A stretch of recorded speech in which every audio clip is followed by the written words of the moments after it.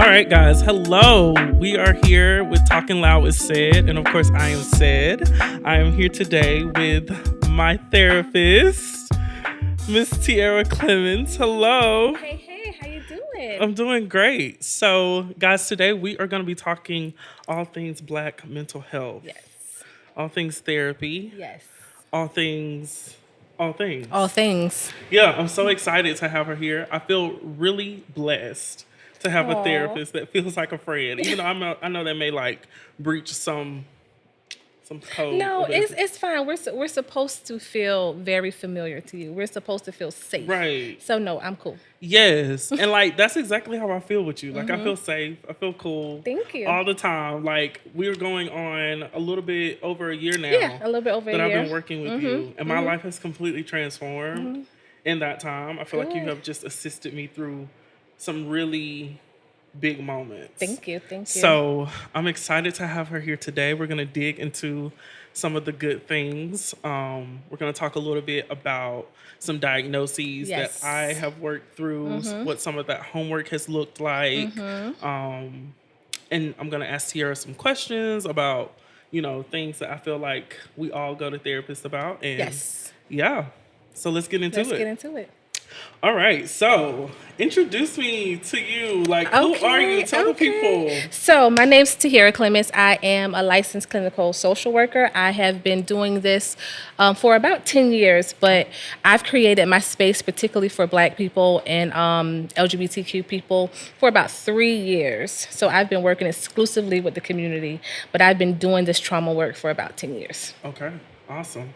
So you are based in Savannah, correct? Yes. But you do virtual. Yes, and I do the telehealth. virtual telehealth, so I can see you wherever you at. We can see where. Yep. And she will. Okay. She will call, honey, and she will make sure you are good. Text, Right. whatever. Right. Yes. So what got you into wanting to do this work? Because you said you've been doing it for about a decade. So about 10 years ago, it wasn't sexy. Mental health was not sexy. It wasn't sexy in the community. It just wasn't sexy. So I realized that there was a gap and there was space needed for people that look like me because there wasn't a lot of Black therapists that I even knew of 10 Yeah. years ago. Yeah. Everybody that I learned from was of other races. So I never saw myself reflected. So I knew that the space needed to be filled, but I didn't know until later on in my journey that it needed to be filled specifically for people who look like me.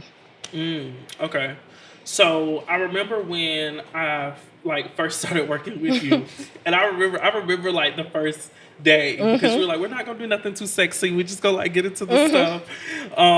And I remember you telling me that you have a very kind of unorthodox approach to therapy. Yes. So talk to us a little bit about what that looks like. Okay. What does that mean? Okay, so first of all, I feel like I'm untraditional. If you're going to come and do the work with me, you have to be ready. Because I'm going to hold you accountable. That she will. I'm going to call you on your BS. Oh yes, she will. And I'm going to support you 10 toes down. I am, but I also incorporate a lot of breath work, meditation, spiritual guidance, whatever you may need when you come into this space. The space is yours. So it's curated specifically for the individual that I'm working with.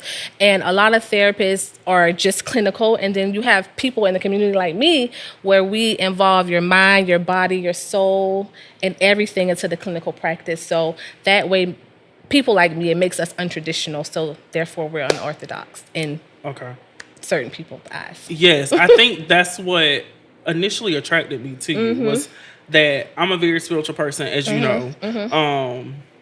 The Lord be a juba to me, talking to me. So It is. so I felt like I needed a therapist who could also support me spiritually, Right. but also work through the very practical, tangible things, Right. like anxiety, like depression, like all of those things that we encounter, relationship issues, family issues. So yeah, I was really grateful to have met you and to have had that level of connection off rip. So you said that when people come to you, they got to be ready. What is being ready? You have to be ready. Being ready to do the work because a lot of times when you're trying to pick your therapist, it's like a relationship. Yeah. You gotta find one that works for you. You know what I mean? Like, Yeah. you got to feel your way through your therapist, and you have to like feel that this person is safe. You should never leave a session feeling worse than you did before you got here. Absolutely. You know what I mean? Yeah. You should never leave a session feeling like, what did we just talk about? Did I just talk about the therapist the whole time? Right. But most importantly for me, it's like when you're coming to work with me, I'm going to show you that you have all the power already. But I can't do the work for you. So you got to be willing to do the work. You got to be willing to cry your way through it. You got to be willing to feel your way through it, because I'm going to support you. I'm just a guide. Because everything that you have, everything that you need, you already got for real. I just help you connect the dots. But sometimes that's not pretty, and you got to be willing to be able to do the work, because I'm not a musician. Yeah. Yeah. This is not I can't fix your life. That's not what this is. Yeah. You know what I mean? Like, the person that I'm working with, they are the creators of their own lives. They know what's going on with them before I know. They know how they wake up. They know how they go to sleep. So you are the master of your own life. You just need a therapist to help you dissect, connect, and reset. Yeah, absolutely. You know what I mean? And I always tell people too, like, you know, you have to put work into discovering your therapist. Yes. Before I met, on my camera, before I met Tiara, baby, I knew where she was living at. I had saw her. I stalked the Facebook. I knew what initiative she was doing. I made sure I looked at her license. Made sure she said she had what she said she had. I did all of that. I did for real. I did a whole deep dive. Yes, absolutely. So yeah, I always tell people, like, research your therapist and make sure you do a deep dive into like what it is that you really want. Be clear about what you want from a therapist, but also too make sure that, like, in that space it feels legitimate for you, so that you don't run into those barriers of, you know, shying away or fearing away from the work when it's time to do it. Yeah, exactly. Yeah. So in talking about that, we have worked through a lot. Indeed. So let's get into it. Okay. So I can tell your business? Or I can't tell your business? Like, how far are we taking this, HIPAA? How far are we taking this? You can tell my business. Absolutely. You know I'm an open book. You know, girl, you know I don't care about that. Yeah. So y'all heard that, HIPAA. Listen, Tiara has been a godsend. So let me give you a little bit of background. When I met Tiara, I was going through a terrible breakup or whatever. Well, okay, so Tiara used to tell me you have to call a thing what it feels like. Because in my mind, I was like, okay, I wasn't with this nigga that long, so I shouldn't be feeling this deeply. And Tiara was the person to tell me, no, give yourself permission to like actually feel it and call it what it feels like. So I was going through a breakup, and I was on the precipice of turning 25. Yes. And I knew that I had been living a dull life in the sense of I was a pushover. I didn't have any real boundaries with friends, with family. I had a lot of remnants and pain with my father and the relationship that we had. And it was bleeding. Everything was bleeding into everything. Right. It was just a mess. It's a mess. And so we started with, I think the first thing we started with was so basically, guys, what was happening was I was having these episodes while I was doing like any mindless task. I could be driving, I could be sweeping the floor, and my mind would just take me back to a moment where me and my dad were like, my dad was like fussing at me or like scolding me or, you know, or something happened like where I was being bullied at school or something like that. And I remember going to Tiara and telling her about it and telling her like, hey, when I have this moment, when I have these episodes and these thoughts, I am transported back into that moment. My body is, my mind is, I feel anger boiling in me. I relive it every single time. And it was tormenting me to the point where like I couldn't even handle it any longer. It had just got so bad. And I remember you telling me like, okay, so that's PTSD, but we're not going to call it that. We're going to call it intrusive thoughts. And I was like, huh. I like that. Because sometimes we get so caught up on the labels and the diagnosis. Although the diagnoses are real, but sometimes we get too caught up in that and we forget the feeling behind it. Yeah. You know what I mean? Like you could just say, oh, I have PTSD, so this is how I should act.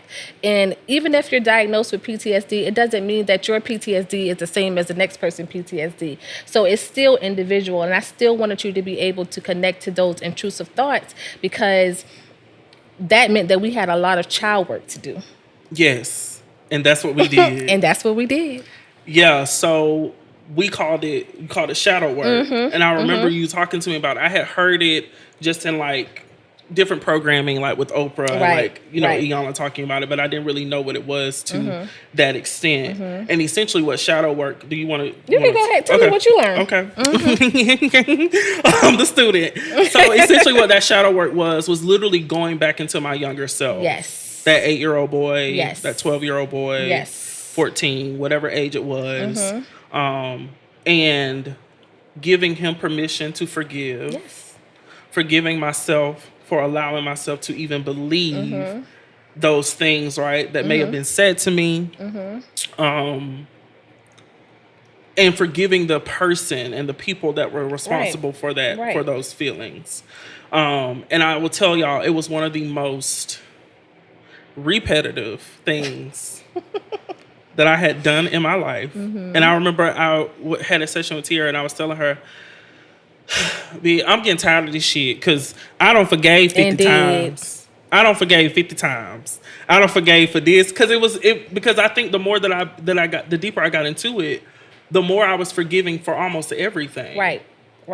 And I didn't really understand that in the moment, right? Of like, why am I having to forgive so much when I'm supposed to be the victim? Right. But just like the old saying goes, you know, when your grandma told you, your mama told you that, or whomever might say, you forgive for yourself and not for others. Yes. And I know it's cliche, but it's the real thing, because if you are able to forgive someone for harming you, they no longer have that control over you. You know what I mean? When you harbor hate, when you harbor resentment, when you harbor any type of negative feelings towards another person, they indeed have control over you. And I don't care what social media tell y'all. They do have control over you because, like the kids say, they're living in your mind rent free. Yeah. So when you are able to like really and clearly forgive somebody, you are really doing that for yourself. It does not matter how they respond. It does not matter what they say. It does not even matter what they feel, because at that point, when you forgive them, you letting that go. Yeah. And that's exactly what it did. It freed me. It freed me to, because at that time I wasn't even like fully, like, quote unquote, out to my parents. Right. Like, they knew I was gay, child, but I had not verbalized it. But I also had this like thing about, like, Tiara knows this, I don't like to explain myself.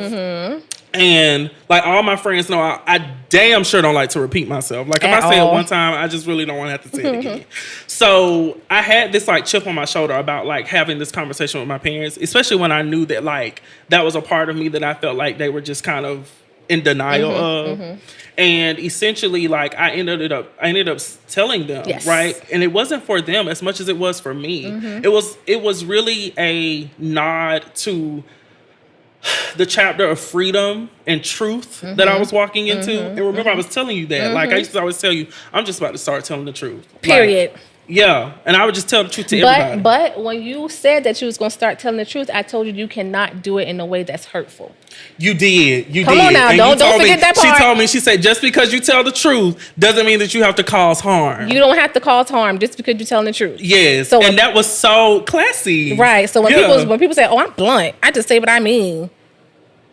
You don't have the right to hurt people or to harm others because you want to be truthful. Yeah. You can be truthful without harming people. So I made sure, because you was on that line, so I needed to reel you in that you can be truthful. Do what you do. Say what you say. But you cannot be out here hurting people. Yeah. And that's what it was too, guys. It was like, it was the anger. Because I'll tell people this, healing is not pretty. And it's just not. And especially like when we first started, everything was just nasty. I feel like I was mad all the time. All the time. About something. Came with tears, a lot of me saying, Yeah. You can't do that. You can't do that like that right now. Yeah. So it was me going through all of the emotions Yes. though, and I think people have to understand that like it looks messy in the beginning because you are digging everything up. Right. It's like a garden, right? Like that's been abandoned, Right. right? You got all these weeds, you got all these like just everything everywhere, and you got to dig all of this stuff up and put some new plants in there that have to grow, that need to be watered, that need to be loved, that need to be taken care of. And that's what I had to do for myself. And so I'll speak to this too. Like, I know that a lot of men in general, have difficult relationships with their Yeah. father. Yeah. And I know that as a man, it's in some ways it impacted me, in a lot of ways it impacted me and the way that I was in relation specifically with men. Right. And I think in forgiving my father and just standing boldly in my truth, I remember telling you this, I really think that it put him in a position where he developed a different level of respect for me. And understand that he has an adult son who is steep and deep into his own self. Yes. You know what I mean? Like he Yes. saw the strength, he saw the wisdom, he saw the growth, and no, you were not just his child. You was just not just his junior. Yeah. You know what I mean? But you were you. You about to make me cry. Ooh. Ooh. Okay. We got no tissue. Yeah. Yeah. Yeah. Yeah. It was hard. Yeah. It was hard. It was a tough transition for you, but you did it, and you did it with so much. You did it with so much soul. Like you put your soul into it. You allow yourself to work through that hurt, to heal through that hurt. And then you still didn't even blame him. You know what I mean? You didn't blame him. Even when you were going through all the things that you was going through, and I told you, said, don't close the door. You know what I mean? If that man comes and he wants to treat you better and say better things to you and support you, allow that to happen, and you never close the door. You know, because it's when people tell you to cut ties because people have harmed you, I get it. But sometimes they not where you at yet. And it does not mean that you can't set those boundaries like, yo, you're not about to hurt me. But sometimes you got to give people space and opportunity to go through that journey. Yeah. You don't have to be next to them holding their hand. You know, you don't got to be skipping with them. But you can give them space to go through that journey. And I felt like your dad, only because, you would tell me that your dad will constantly ask your mom about you. Yeah. So it made me feel like he really cared. But sometimes when things happen for so long and so many years, you don't know how to close the gap.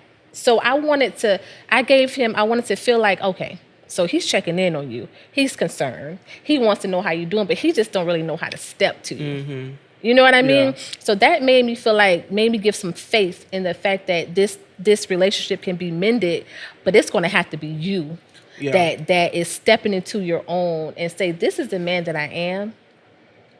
I don't know what you expect out of me. I don't know how you see me, but this is how I'm showing up. I am good to my friends. I am good to the people that love me. I am successful in my own right, whatever that looks like. And this is who I am. And whether you want to be a part of my life or not, that's on you. I'm not going to make you, but I'm not changing me. I'm going to continue to ascend. Yeah. Whether you want to ascend with me, that's fine, but I'm not going to be made to feel bad or to feel less than because of all the glory that I actually am. Yeah. And when you went into that house and you felt all those things and you let everything in you, all the power that you had, exclude and show him without saying 5,000 words, because you did. It wasn't a lot that you said. Didn't say much at all. Right. It was your energy. It was everything that was coming from you. He had no choice but to respect the gangster. No choice. And I remember you told me that. Like, you told me so much. But I remember you told me, like, go in there like the man that you are. You have healed the little boy, so you don't have to show up as him anymore. And that was probably one of the biggest like gems for me, right? Was to know like, okay, I get to stand in the power and the glory of all of my forgiveness, of all of my healing, of all of my awareness, my like, you know, like all of these things that I've been operating in and fighting so hard to overcome. I get to stand in the glory of them. And I really do think it changed. I know that it changed the dynamic of our relationship, and it's in a much better state. So I want people to know that like there is something on the other side of the healing. Right. And like, it was a big part of me was understanding that my father is who he is and he has a story. Yes. And he had a life. Yes. And he lived a life before he even had me, right? And he deserves that grace of being able to live through his story in the way that I am. It may not be the same way. But he deserves that right. He deserves the right to have grace for that. But nobody, I don't care if it's your mama, sister, uncle, cousin, brother, no one else deserves to cause harm to you. Yeah. That is where I draw clear boundaries. I don't care who it is. I don't care if it's your mom. I don't care if it's your cousin. I don't care if it's your best friend. If they are harming you, you have the right to set your boundaries and separate from that. No one deserves to be harmed. Yeah. I don't care what journey anyone else is on. It does not give you the right to harm me. We got it. That's period. Okay. So let's pivot. You don't make me cry. Lord, I hope my makeup. I do that a lot. You do. But I be crying a lot, and it be so bad. And the thing is that too, like, I think a unique thing that Tiara gets to see, even though she doesn't see me in the flesh, she sees me in my rawest form. My head be a mess. I be in like a 4X t-shirt, the biggest t-shirt they got in the store. She sees me in my rawest form. I don't think a lot of people see me in my rawest form. So they don't get to really penetrate me in that way because I'm always so dolled up. So, you know, people place those, we talked about that, people place those perceptions on me. But yeah, I think that's so dope.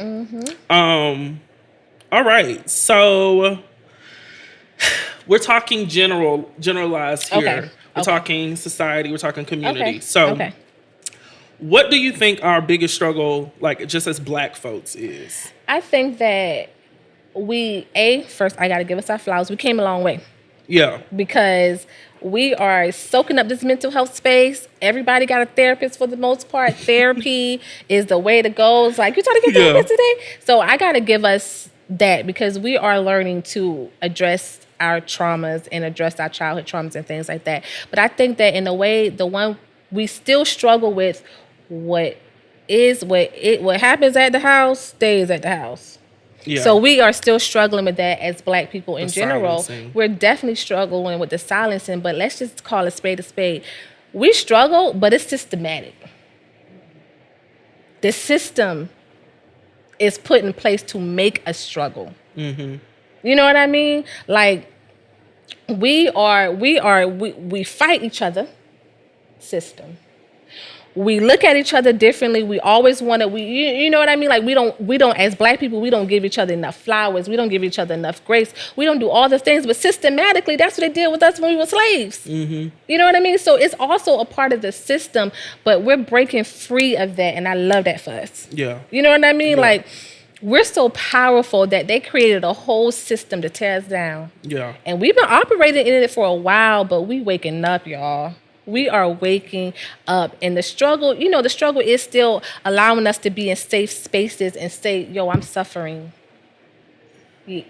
I thought about killing myself. I can't breathe, or I'm sad, or I need help. Like those things are still a struggle for us because a lot of the times it's hard for us to ask for help. Especially Black women, oh no. We gotta lay our coats, our hair, our everything, and let everybody walk all over us. Yeah. As Black women, especially, we supposed to stay in the world, your mama, your daddy, you, and pretend that we don't need it for ourselves. Yeah. You know what I mean? So I think that for Black people, we're still struggling with that, but it's bright, yo. The future is bright. I'm seeing it. We're becoming aware. We're waking up. We're challenging the system. We're fighting the system. Even though we still struggle, we out here doing the things. Yeah. I think so too. And I think that I think I speak more for my generation when I say this. I think that we could lean in a little bit more into the awareness of like Yes. being aware of the things that are going on Yes. around us. Yes. Not looking, we look down so much Yes. that we rarely look up. Yes. You know, Yes. I think it causes us to trip up on things that necessarily we otherwise we would have seen. You know what I mean? And so there's always work to be done, It's though. always work to Yeah. be done. You know what I mean? But that I feel like that's one of our biggest struggle is that we are seeking help and we're asking for help. Some of us, but majority of us are still hiding. A majority of us still are too embarrassed or too afraid to say that we're struggling. And then social media, you could Sure. what? Listen. Social media can make you look like everything is rainbows, butterflies, and everything. And 2 days later, you got one of the influencers dying by suicide. Yeah. You know what I mean? Like Yeah. it's a real struggle. And so, like you said, we spend a lot of times on our phones and isolating from each other that we don't even see that we are in need. But I think that we are doing a better job. Like I love because I'm not the oldest person like in the game, but 10 years ago, therapy, we did not talk about therapy like this. So the fact that it's just everywhere. Everybody coming out and saying they have a therapist or they need help. Like it's beautiful to me because I was a part of the generation where no. You just didn't talk If you about had it. therapy, that means that you were crazy. Yeah. So I love it. I love when people talk about, I want a therapist. What does that mean? And they ask me questions about it. I love it, but we still getting there. Yeah. We still getting there, but We'll make it. We'll make it. Yeah, we'll we're make all it. in this together. All together. So, girl, what are people supposed to do if they can't get to you? Okay, so therapy can be very expensive and Yeah. it can be considered Yeah. a luxury, although it shouldn't be. Therapy should be given to anyone who needs it. Anyway, It should. it should Yeah. definitely be given to anyone who needs it. But if you don't have the quote unquote luxury of finding a therapist, there's like podcasts.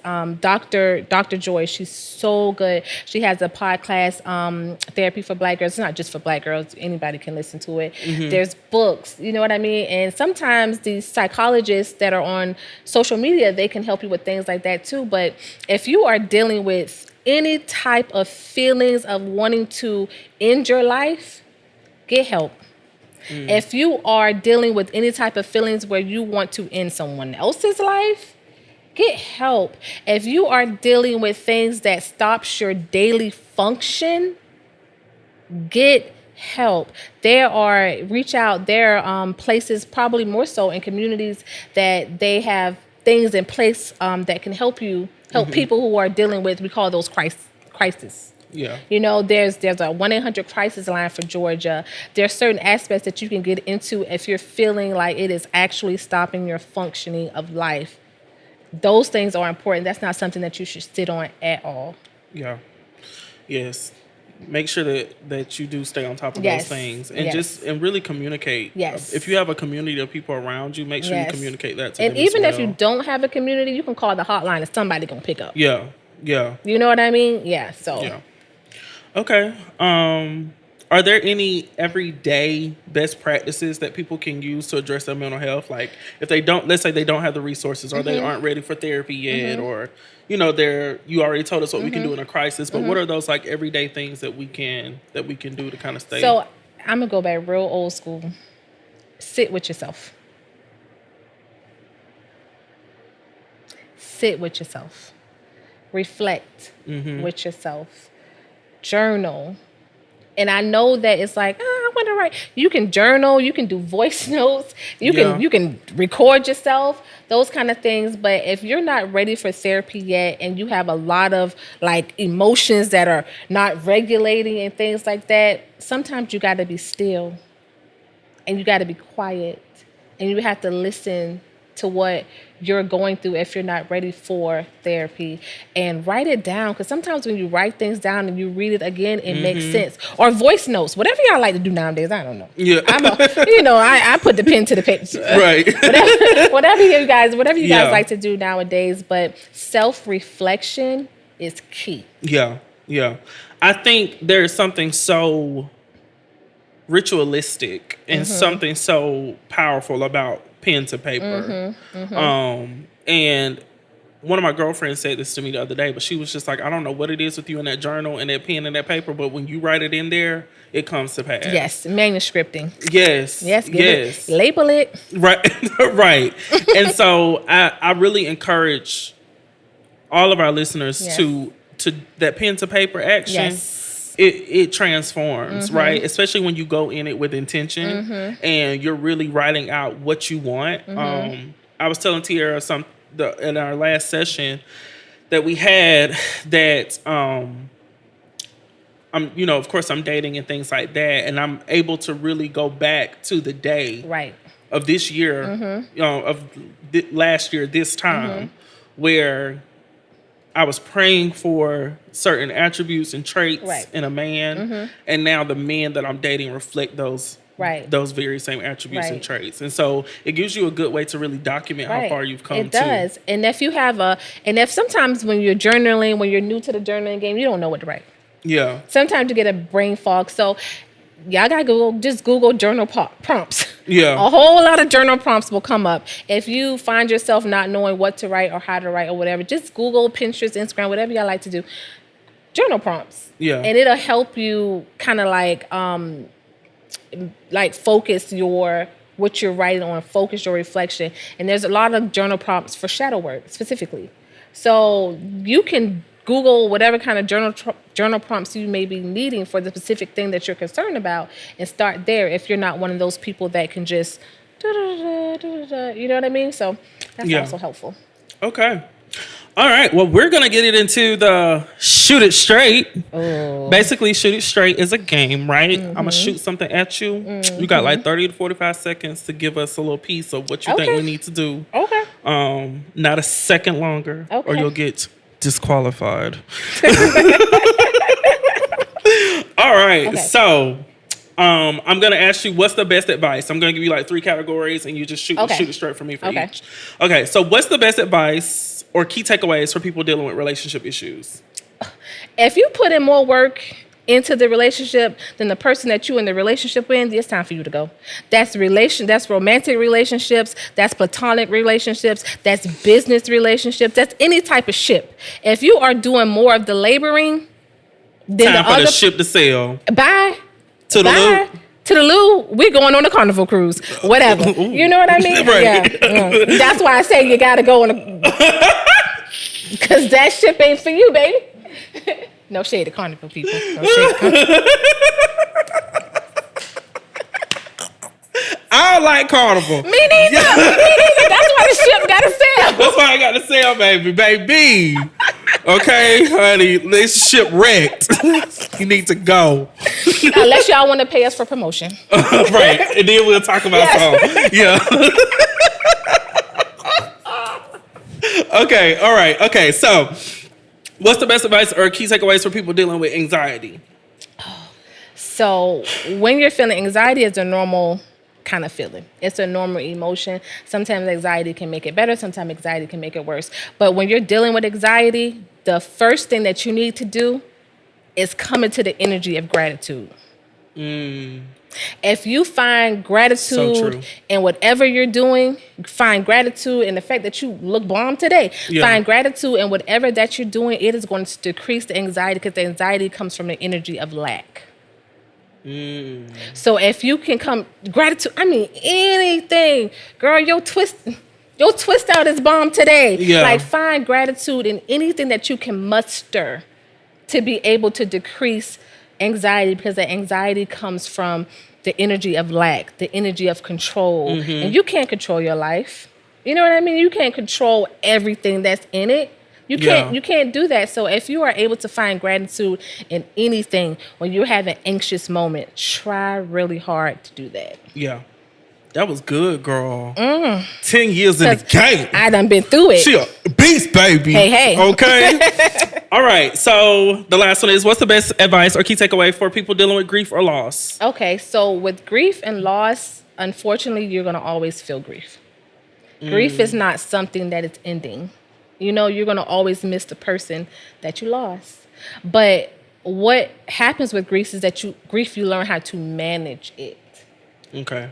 You know what I mean? Yeah. You learn how to make it easier. You learn how to make the days easier. You learn how to function better. You just learn how to be better. But when you love someone and that person is no longer there, it's always going to be like, now it's different. If this person is past, that's the type of grief that's never going to go anywhere. Yeah. You're going to be able to manage it though. Yeah. But if it's a relationship that you lost with that nigga that you weren't never supposed to be with anyway. Right. Eventually you're going to get over it. It's going to be a thing, but it's not like he's going to be erased out your mind forever. I got you. You know what I mean? Like, just be realistic. Like, I still got exes. I just be like, ooh. Yeah. You know what I mean? It's not like I ain't never think of it. I know. Yeah. You know, but you just learn how to not be angry. Right. You learn how to not want to go to the house and just, hey, you tried me kind of thing. Like, you learn to manage it. You do. You learn to manage it. You learn to manage it. Mm-hmm. Love it. Okay. Mm-hmm. So I have one last question for you. Okay.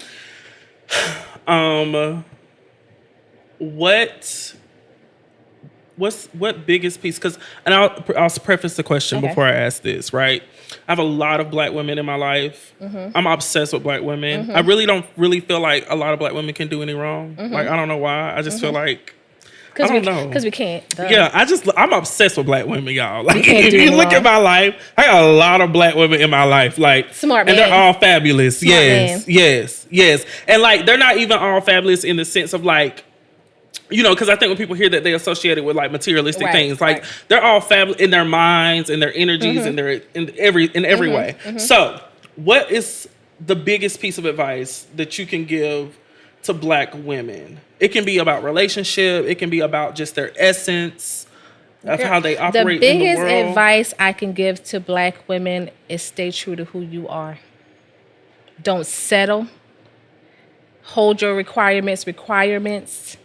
Implement your requirements and make no apologies for who you are or how you show up. My biggest advice. That gave me chills. And last question. Sorry. You said you've been working with LGBTQ plus community for a while. Yes.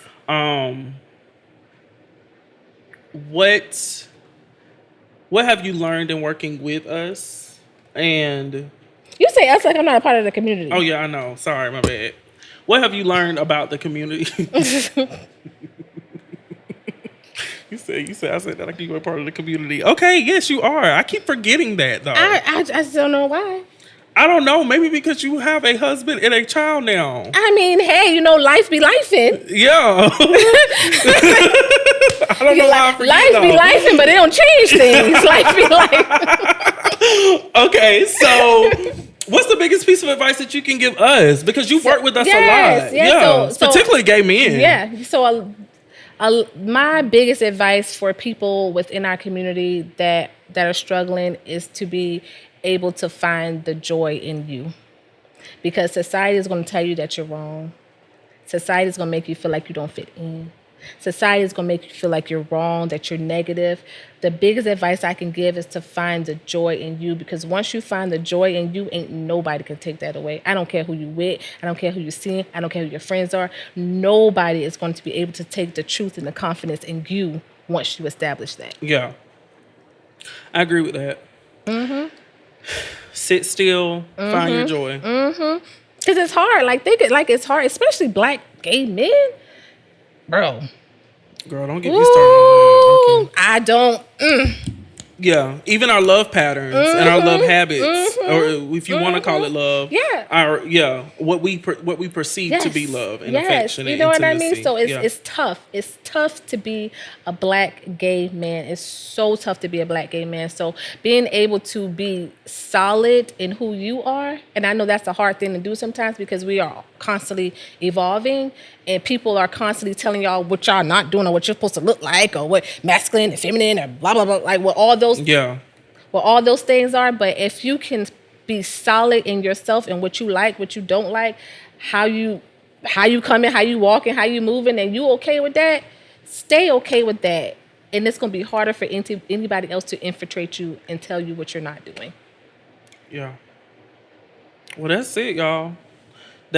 I mean, And? like, period. Period. This is why I love her. I mean, I think everyone can understand why you are my therapist, why you will continue to be my therapist. Thank Honey, you. I have even recommended her to some friends. And I don't like to. I don't like to share, but I did. And they love you too. Thank you. They talk about you more than I do. I be like, well, damn, y'all know her through me. So that's great. I'm so grateful that we have this connection. I do not take it lightly. I am so that proud God of you. has blessed me with someone to help me navigate all of this chaos. Thank you. I am so proud of you. Thank you. I love you. I love you. Thank you for coming today. You're welcome.